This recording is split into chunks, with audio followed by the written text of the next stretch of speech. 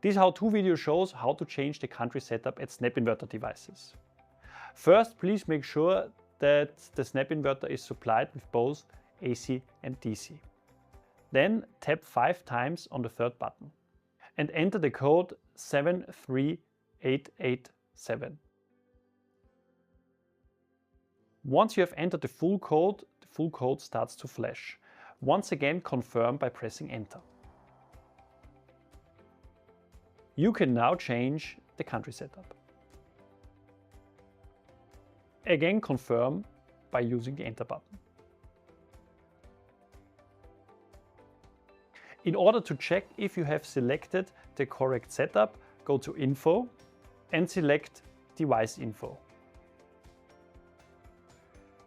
Here you find the selected country setup.